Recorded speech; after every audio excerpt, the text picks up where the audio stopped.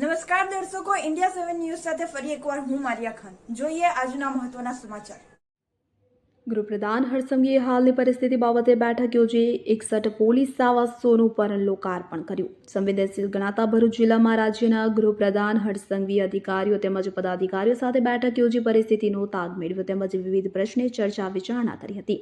ગૃહપ્રધાન હર્ષસંઘવી ભરૂચની મુલાકાતે તો અધિકારીઓ પદાધિકારીઓ સાથે બેઠક યોજી હતી.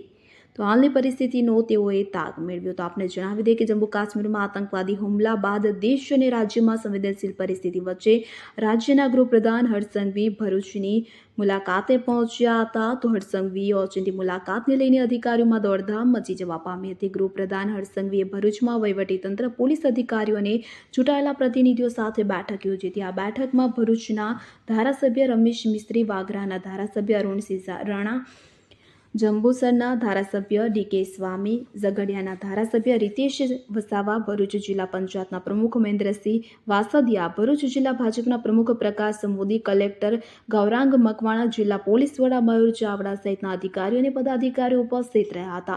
ભરૂચ જિલ્લો અતિ સંવેદનશીલ માનવામાં આવે છે, ત્યારે તાજેતરની પરિસ્થિતિમાં સ્થિતિનો તાગ મેળવવા ગૃહમંત્રી હર્ષસંઘવી અધિકારીઓ તેમજ પદાધિકારીઓ સાથે ચર્ચા વિચારણા કરી હતી. આ સાથે જ ભરૂચ જેલ ખાતે જેલના સિપાઈ અને સ્ટાફ માટે નવનિર્માણ પામેલ 61 આવાસનું પણ તેઓના હસ્તે લોકાર્પણ કરવામાં આવ્યું હતું.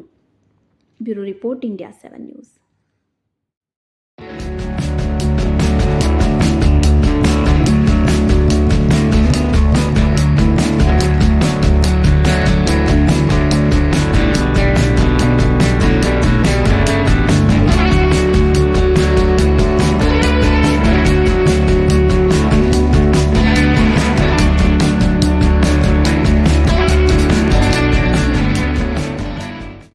જી સર. આજે ભરૂચ જિલ્લા વહીવટી તંત્ર, પોલીસ વિભાગના વિવિધ અધિકારીઓ, ચૂંટાયેલા પ્રતિનિધિઓ અને સૌ લોકો સાથે બેસીને ભરૂચ જિલ્લાના વિવિધ વિષયો પર ડિટેલ ચર્ચાઓ અને ખાસ કરીને ચૂંટાયેલા પ્રતિનિધિઓની પોતપોતાના વિસ્તારમાં જે સજેશનો છે, જે ફરિયાદો છે અને ખાસ ભવિષ્યની અંદર કયા વિષયો પર ગંભીરતાપૂર્વક કામગીરી કરી શકાય તે બાબતની એક બેઠકનું આયોજન કરવામાં આવ્યું હતું.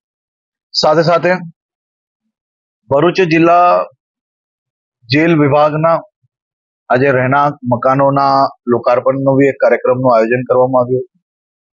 આ રહેણાંક મકાનો થકી જેલ વિભાગના અમારા સિપાહીઓને, એમના પરિવારજનો જોડે એમની બધી જ મનોકામનાઓ અહીંયા પૂરી કરી શકે, પોતપોતાના પરિવારના બધા જ સપનાઓ અહીંયા સાકાર થાય તેવી હું શુભકામનાઓ આપું છું. આભાર. પહેલગામમાં જે હુમલો થયો છે તે બાદ ગુજરાતની સુરક્ષા બાબતે એ બાબતે આજે સવારે વડોદરા બધી પ્રેસ જોડે વાત ગુજરાતમાં કેટલા આઈડેન્ટિફાઈ થયા છે?